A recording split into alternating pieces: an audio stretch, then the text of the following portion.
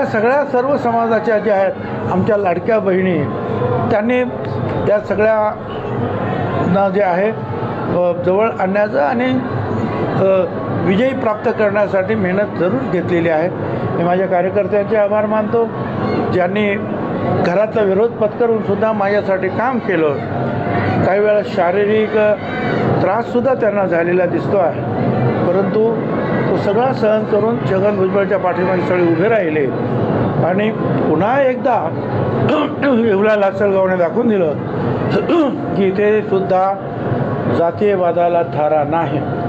आणि ज्या फडणवीसांवर सतत आमचे एक मित्र जे आग ओकत होते, भाजपला कुठून काढून टाका, पाडून टाका, त्या फडणवीसांच्या विरुद्ध सतत शिवाय घालत होते.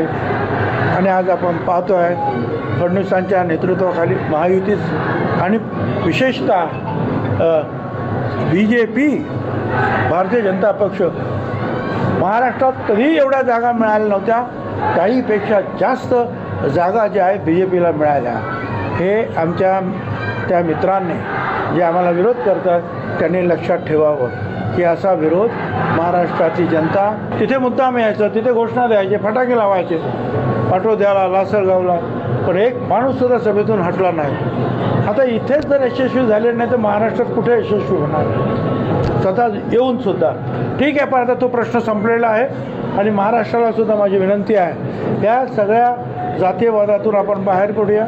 महाराष्ट्राचा विकास करण्यासाठी जनतेनं कौल दिलेला आहे महायुतीला आणि फडणवीस, शिंदे, अजितदादांना. तर त्यांना आपण जी साथ दिली त्याबद्दल धन्यवाद. आणि माझी खात्री आहे की सर्व मंडळी जी आहेत दिलेली वचनं जे आम्ही सगळे मिळून पूर्ण करणार आहोत आणि जे सांगितलं ते आम्ही निश्चितपणे करू. एक पाऊलसुद्धा त्यातून मागे हटणार नाही याची मी तुम्हाला ग्वाही देतो. जरांगे फॅक्टर चालणार का असे अनेक प्रश्न उपस्थित होते. येवल्यामध्ये जरांगे फॅक्टर चालणार का असे अनेक प्रश्न उपस्थित होते.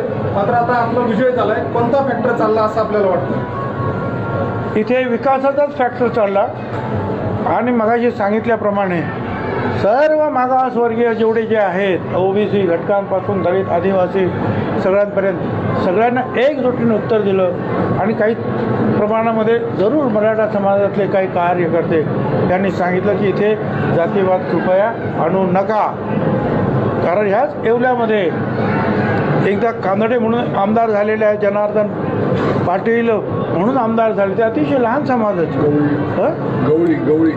गवळी म्हणून आमदार झालेले फिरुभाऊ गवळी, 10 घरं नाहीत, त्यांना सुद्धा येवल्यानं लासलगावने निवडून दिलेलं आहे. त्याच्यामुळे असा प्रयत्न जो आहे जे कोणी करीत असतील त्याने ते प्रयत्न थांबवावे, एकजुटीने जे आहे विकासाची कास धरावी. येवल्याच्या निमित्तानं काय नेमका मेसेज एक संपूर्ण महाराष्ट्राला गेलेला आहे असं तुम्हाला वाटतं? येवल्याच्या निमित्तानं कोणी कितीही आला जातीवादीचा वेश करण्यासाठी तरीसुद्धा हा छत्रपतींचा, महात्मा फुले शाहू आंबेडकरांचा महाराष्ट्र ते सहन करीत नाही आणि या जातीवादाला फेकून देतात.